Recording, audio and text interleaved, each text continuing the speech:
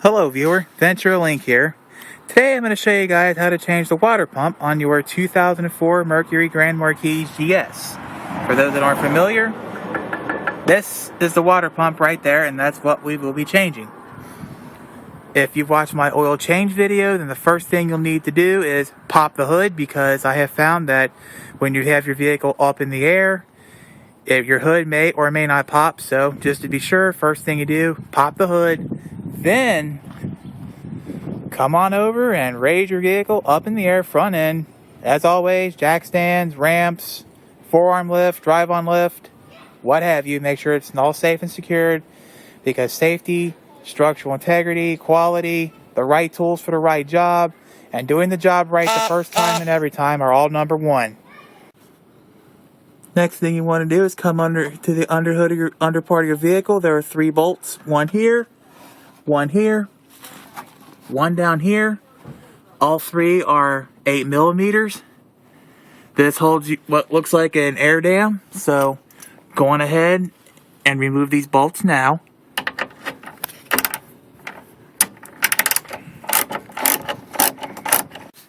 Okay, now with the 3 bolts removed, normally you would want to take your panel remover or a flathead screwdriver and pop this off. But I've got an even more clever way. Turn it sideways. From here you have access to what looks like your radiator drain plug. This may vary based on what brand of radiator you have. And your lower radiator hose. Okie doke. Now, this drain bolt here that's on your radiator, just so you know, this is a 19 millimeter nut. At least it is on mine anyway. What I did was gently break it loose with a 19 millimeter socket and a 1/2 inch drive ratchet. I know it's plastic. I know you're going to get on me for it, but that's all I had. But if you do have a 19 millimeter box wrench, that should work just as well. When you get it loose enough, go ahead and start slowly undoing it. Nice little drip of coolant will come out. Now, quickly get up to your coolant reservoir. Open it up.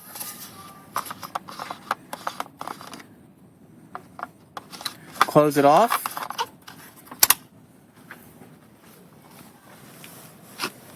That should relieve any air pressure that's in your system. At this point, you may open it up even more.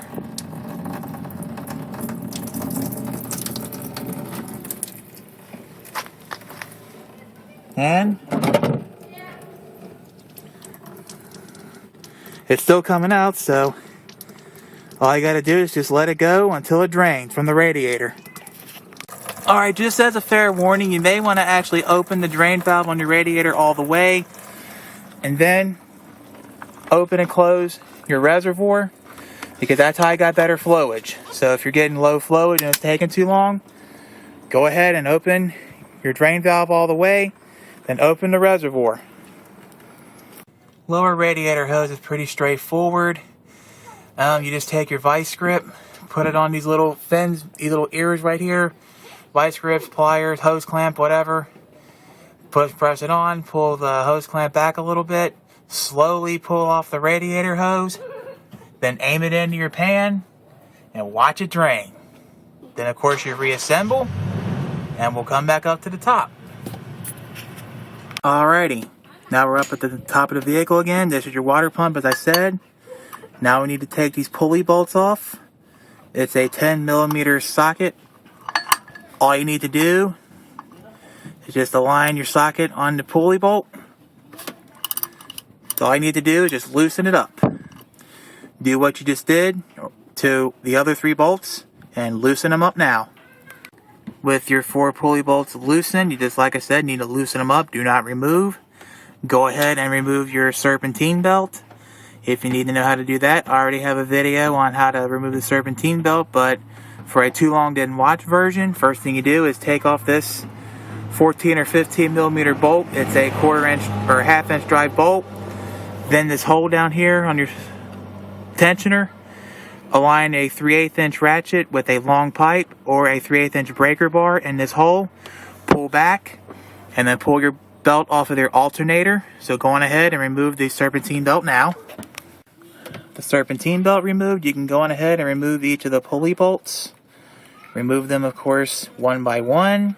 Make sure you do keep the pulley bolts in with the pulley, because obviously keep the pulley bolt and the washer apparently together, because the pulley bolts will vary from the actual water pump bolts.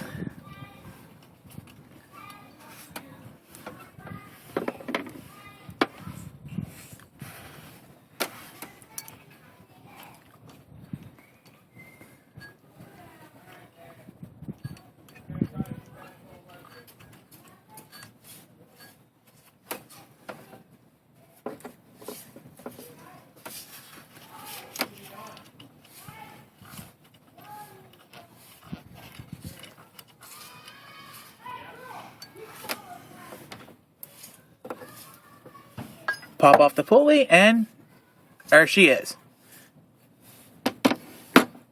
As a mechanic's tip, what I do when I mess with pulley bolts is I put the pulley bolts in the pulley,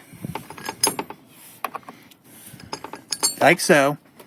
That way I know which bolts are the pulley bolts and which bolts are the water pump bolts, and I would put the pulley in a separate location.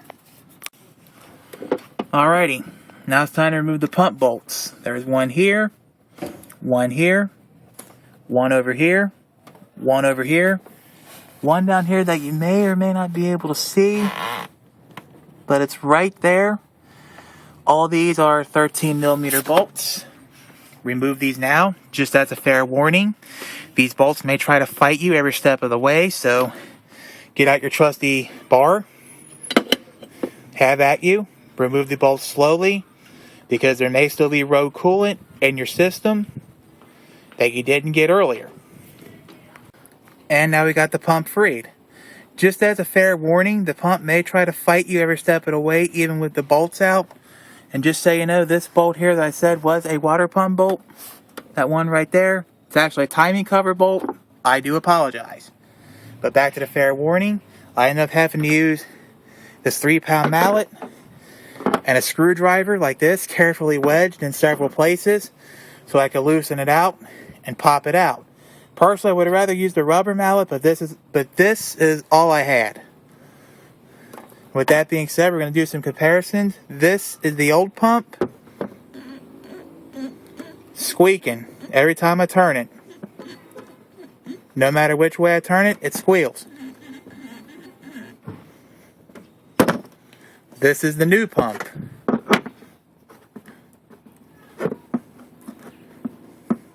Look, Ma, no squealing.